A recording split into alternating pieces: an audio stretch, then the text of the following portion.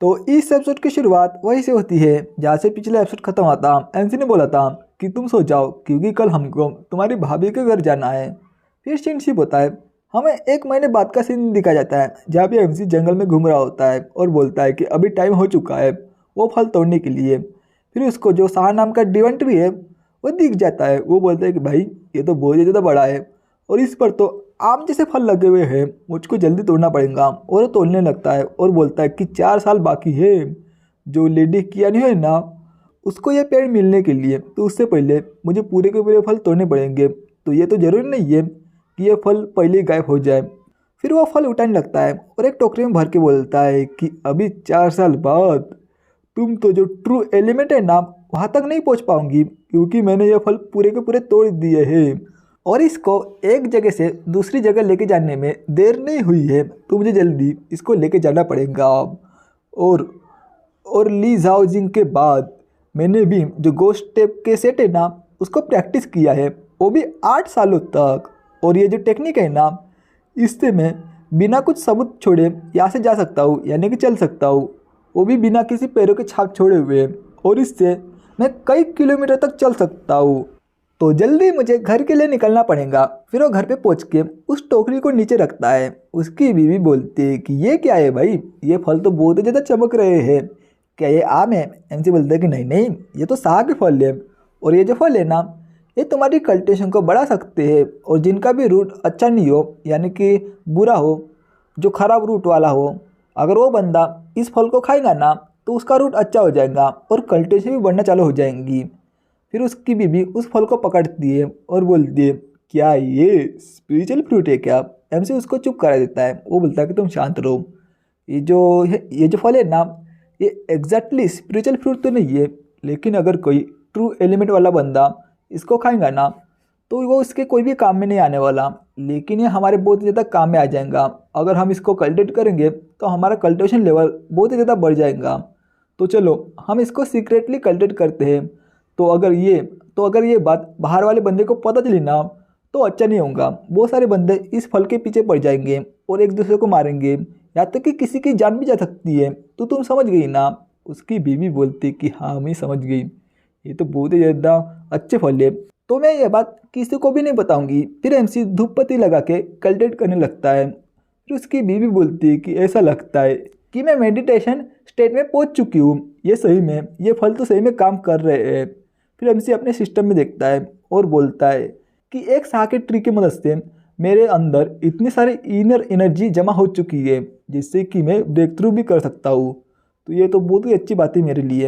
MC बोलता है कि मैं भी जो मेडिटेटिव स्टेट है ना वहाँ पे पहुँच चुका हूँ। उसकी बीवी बोलते है क्या सही में तुम्हारी भी कल्टीवेशन बढ़ रही है? वाह यार, ऐसा लगता है कि हम सही में जो ची कल्टीवेशन मास्टर है ना वो बन सकते हैं जब तक कि हमारा जो बेटा है वो 17-18 साल का नहीं होता। तुमने सही कहा था। एमसी बोलता है कि नहीं नहीं, कि अभी भी बहुत दूर है वो पाने के लिए, तो तुम्हें इतनी जल्दी खुश होने की ज़रूरत नहीं है।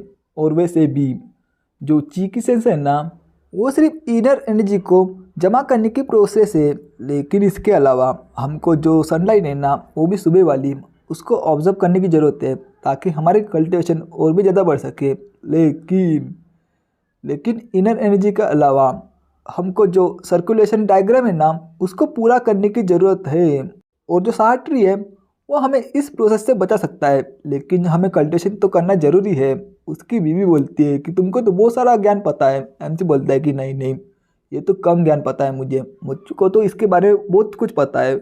अगर तुम इसमें इंटरेस्टेड हो तो तुम्हें बताने के लिए मेरे पास बहुत कुछ है।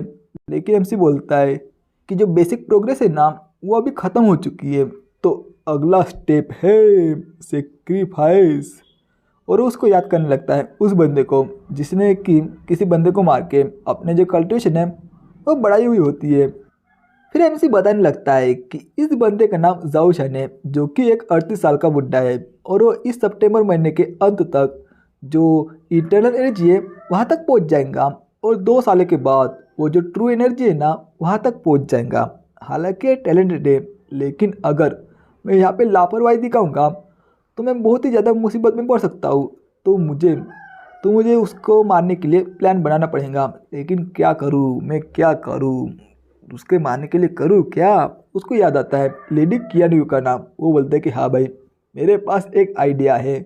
फिर हमें जाओ चान के घर को दिखाया जाता है। ये वही बंदा होता है 38 साल का बुढ़ा। फिर एमसी वहाँ पे एक टेबल लाता है। वो बोलता है कि अंकल जाओ मैं ये टेबल वहाँ पे आपके पास लाऊँ क्या। वो बोलते हैं कि नहीं नहीं मैं ठीक हूँ, लेकिन तुम्हारे जो पैसे हैं ना वो उस खिड़की के पास रखे हैं, तो तुम वहाँ पे जाके ले लो और यहाँ से चल जाओ।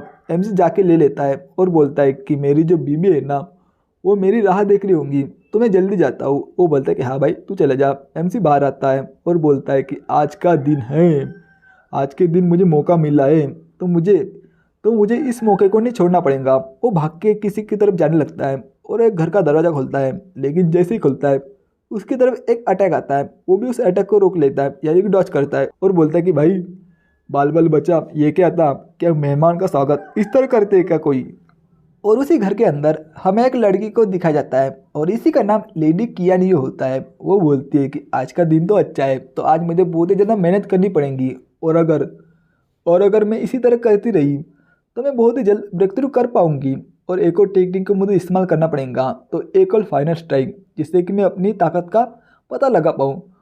और वो एक ब्रीदिंग टेक्निक का इस्तेमाल करने लगती है और हवा में कूद जाती है। वो बोलती है कि एक और फाइनल स्ट्राइक, लेकिन उसी वक्त जो एमसी है वो दरवाज़ा खोलता है। वो बोलता है क्या मैं अंदर आ सकता हूँ। कियानी बोलती है कि नहीं ये कौन है, मुझे जल्दी उसको रोकना पड़ेगा। फिर वो एमसी के बिल्कुल सामने तलवार तान देती है, लेकिन वो उसको पहचान जाती है। वो बोलती है कि मिंगनन तुमको पता है कि तुम आज खुद को मारने वाले थे, यानी कि खुद की वजह से तुम आज मरने वाले थे। एमसी बोलता है कि मुझे माफ़ करना आंट कियान, लेकिन सही में एक इमरजेंसी है जिसकी वजह से मैं आपके पास आया हूँ। वो बोलती है कि क्या हुआ, क्या कुछ गड़बड़ है क्या, मैं तुम्हारी किस में मदद कर सकती हूँ। तो ये चैप्टर यहीं पे ख़त्म होता है और ये दूसरा चैप्टर भी, यानी कि दूसरा वीडियो भी।